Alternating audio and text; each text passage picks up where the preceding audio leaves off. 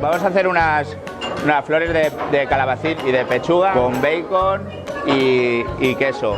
Cortaremos todo fino y lo enrollaremos y al horno. Es muy sencillito y luego le echaremos ketchup, mayonesa y todo lo que pillemos para que esté rico.